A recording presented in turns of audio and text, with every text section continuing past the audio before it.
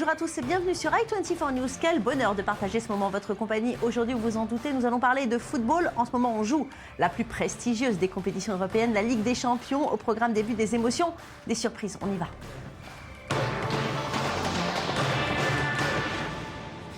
Mais je vous propose d'ouvrir cette édition par une info i24 News. Selon une source interne au Paris Saint-Germain, l'attaquant vedette Zlatan Ibrahimovic, écarté des terrains depuis le mois d'août dernier, souffrirait d'une micro-fracture au talon, selon les résultats d'une IRM effectuée en Suède. Ce mercredi matin, il serait donc écarté des terrains de 4 à 8 semaines. Un coup dur pour le Paris Saint-Germain. Football, donc, avec la Ligue des Champions, la soirée a été riche en buts. Mardi soir, ce ne sont pas moins de 40 buts qui ont été marqués, beaucoup de spectacles dans le groupe F. Le Paris Saint-Germain s'est rendu à Chypre pour y affronter Nicosie. Un déplacement périlleux que les Parisiens ont géré difficilement. Le salut des joueurs de la capitale française est arrivé en toute fin de rencontre avec une réalisation de Cavani, l'Uruguayen qui traverse une période difficile actuellement, sauf son équipe pour le plus grand bonheur de Laurent Blanc. On l'écoute. Il est en manque de confiance devant le but, mais il a marqué un but. Donc, Eddy, je le dis et je me répète souvent, c'est un marqueur de but, il marquera des buts toute sa vie. Mais de temps en temps, comme tous les buteurs, ils ont des crises de confiance. Eddy en traverse une. J'espère que le fait de marquer ce but important à la dernière minute ou dans les dernières minutes va lui permettre de retrouver cette confiance qui va lui permettre de marquer beaucoup de buts dans le futur. Et dans l'autre rencontre du groupe F, le Barça a reçu l'Ajax d'Amsterdam. Les Catalans n'ont pas eu à forcer leur talent pour parvenir à renverser les Blancs et Rouges. Une victoire 3-1 avec les réalisations des inévitables Messi et Neymar. Seule ombre au tableau, le but encaissé en toute fin de rencontre. On écoute à présent le buteur Neymar pour qui tout sourit en ce moment. J'espère que je vais continuer à évoluer et à montrer de plus en plus de quoi je suis capable. Je veux aider l'équipe en inscrivant des buts et en leur offrant des passes décisives. Samedi contre le Real Madrid, ça va être un bon match. On espère vraiment gagner le Classico. Et ça devait être le choc de cette semaine de Ligue des Champions. Le Bayern s'est rendu en terre italienne pour y affronter la Roma. Et les supporters allemands n'ont pas fait le déplacement pour rien. Les Bavarois n'ont fait qu'une bouchée de pain de la Roma. Une victoire écrasante, 7-1. Oui, vous avez bien entendu, avec notamment un 5-0 en première mi-temps. À noter le doublé de Robben ainsi que le retour gagnant de Ribéry, qui lui aussi a participé à la fête avec un petit but. On écoute Rudy Garcia à l'issue de la rencontre. Il est évidemment déçu. Perdre contre le Bayern Munich était une possibilité parce qu'ils ont presque gagné tous leurs matchs. Mais perdre de cette manière, c'est vraiment très douloureux. Il nous a manqué un peu de tout. On a joué à un niveau plus bas que d'habitude. Je suis totalement responsable de cette défaite. Je n'ai pas réagi de la bonne manière et la stratégie n'était pas bonne. La seule bonne nouvelle de cette soirée, c'est que le CSKA Moscou et Manchester City ont fait match nul, ce qui nous permet de rester en deuxième position du groupe. Chelsea est confortable leader de Premier League avec un jeu plaisant et efficace. Et sa bonne forme se retrouve en Ligue des Champions. Les Blues se sont imposés contre Maribor. Une victoire éclatante, 6-0 avec un doublé d'Eden Hazard. Mais surtout, la première réalisation en Ligue des Champions depuis son retour en Angleterre de Didier Drogba. La dernière fois que l'Ivoirien avait marqué avec Chelsea, c'était en finale de la Ligue des Champions en 2012. Il avait remporté le trophée aux grandes oreilles. Évidemment, je suis sûre que vous en rappelez. On va tout de suite écouter José Mourinho à ce sujet. Les joueurs aiment marquer des buts, et les attaquants en particulier. Drogba n'a pas été sur le terrain depuis pas mal de temps, et a commencé avec Schalke. Son dernier but pour Chelsea a été le plus important de l'histoire du club. Donc être de retour et de marquer à Stamford Bridge, c'est très bien pour lui. Allez, on regarde le récapitulatif de cette journée riche en buts. Manchester City n'avance pas et concède le match nul en Russie contre le CSKA Moscou. À noter que le joueur israélien Natro est l'auteur du but égalisateur pour les Russes. Schalke 04 l'emporte in extremis 4-3 sur le Sporting Lisbonne et prend la seconde place derrière Chelsea. Enfin, dans le groupe H, Porto bat Bilbao 2-1 et le carton de la journée est à l'actif du Shakhtar Donetsk qui écrase le batteux Borisov 7-0 avec un quintuplé de Luis Adriano qui rejoint Messi au panthéon des meilleurs buteurs sur un match.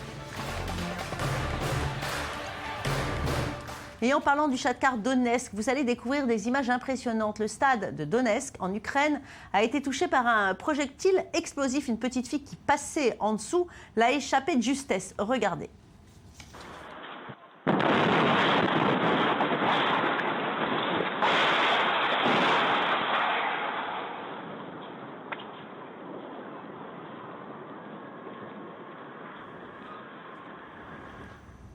Allez, on passe aux rencontres de ce soir. Le Real Madrid se déplace en Angleterre pour y affronter Liverpool. Un match qui s'annonce haut en couleur. Il faudra compter sur les supporters des Reds pour mettre le feu à Anfield Road. La dernière fois que les deux équipes se sont rencontrées, c'est en 2009 et Liverpool l'avait emporté 4-0. Mais depuis, un super héros est arrivé à Madrid. Il s'agit évidemment de Cristiano Ronaldo et il est sur les lèvres de tout le monde avant le début du match.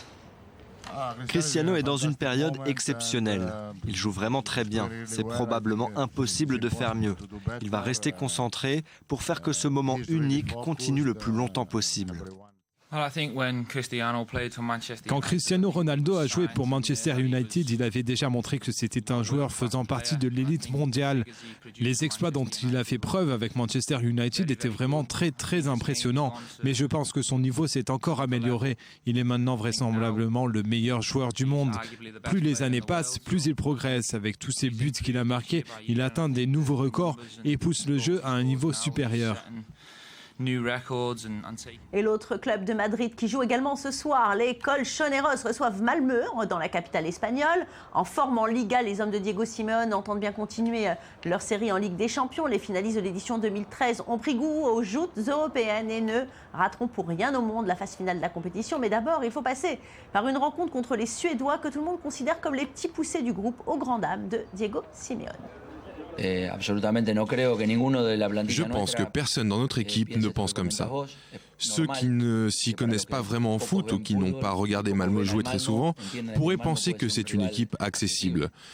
Nous les avons suivis de près en les étudiant minutieusement. C'est une équipe que l'on respecte. Ils sont aussi impressionnants que l'Olympiakos ou que nous-mêmes d'ailleurs. Allez, on regarde les autres matchs de mercredi soir. La Juventus part en Grèce pour affronter Olympiakos. Lugo Dorest accueille le FC Bâle. Dans le groupe C, le Zénith Saint-Pétersbourg se déplace en Allemagne pour y jouer le Bayer Leverkusen alors que Monaco reçoit le Benfica. Enfin, dans le groupe D, Arsenal affronte Anderlecht alors que Galatasaray accueille le Borussia Dortmund.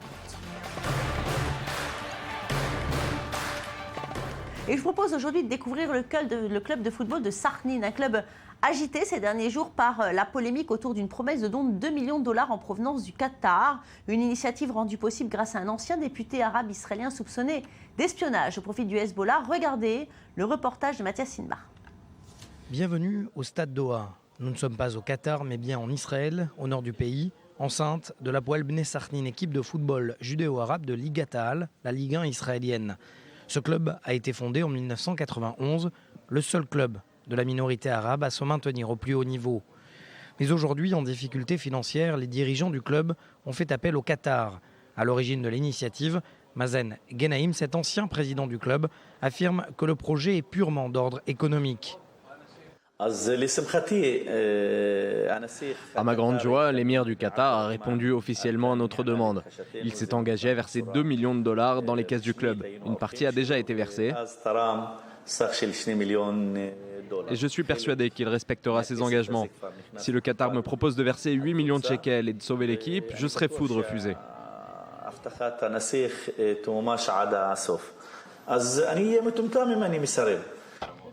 Et dans le rôle de l'intermédiaire, un certain Azmi Bshara. En fuite au Qatar, cet ancien député arabe israélien est soupçonné d'avoir transmis des informations au Hezbollah.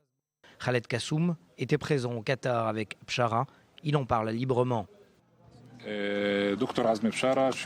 Ce n'est pas un secret, oui, c'est le docteur Azmi Bishara qui nous a aidés à rencontrer l'émir du Qatar. Mais vous savez, le symbole de notre équipe, c'est le vivre ensemble.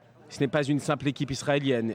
Ici jouent des joueurs arabes comme juifs. C'est justement ce qui a poussé le Qatar, via notre intermédiaire, à investir. Ce n'est pas la première fois que le Qatar injecte de l'argent dans le club. Après sa victoire en Coupe d'Israël en 2004, la puissante monarchie décide à l'époque de construire ce stade pour 6 millions de dollars.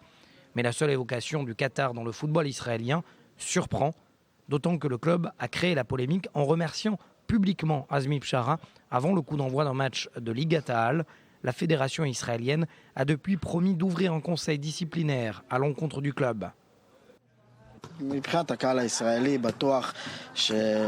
le grand public israélien ne voit pas d'un bon œil cette histoire avec Azmi Bishara.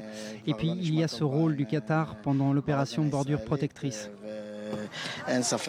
Il faut signaler que la délégation de Bnei Sarnin à son retour du Qatar a été questionnée par les services frontaliers israéliens.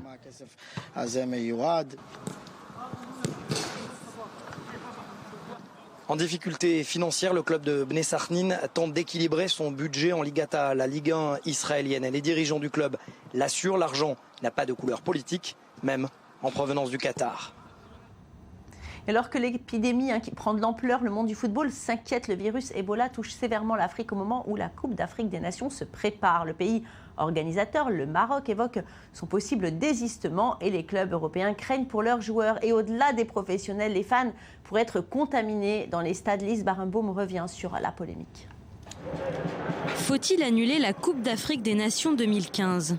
Alors que le virus Ebola continue à se propager sur le continent africain, la détermination de la Confédération africaine de football à maintenir la compétition fait débat. Le Maroc, chargé d'organiser la CAN entre janvier et février 2015, a d'ores et déjà demandé le report du tournoi à une date ultérieure, même si la CAF a opposé son refus. Cette demande fait suite aux chiffres publiés par l'OMS. Plus de 4400 personnes sont déjà mortes et la maladie se répand de manière exponentielle depuis son apparition en Guinée en décembre 2013. On parle de chiffres et de dimensions alarmantes quant à la propagation du virus Ebola. Et en plus, les projections à venir, c'est dire que dans les mois à venir, il y aura une propagation qui va atteindre plus de 20 000 personnes.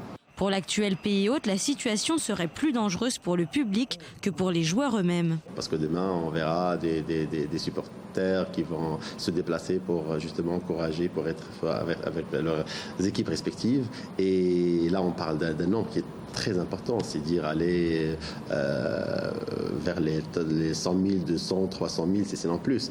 Devant l'urgence de la situation, la CAF a approché des pays de substitution en cas de défection du Maroc. Si plusieurs nations répondent positivement, la CAF effectuera un tirage au sort, un procédé qui laisse perplexe puisque la CAN est un tournoi majeur du football mondial.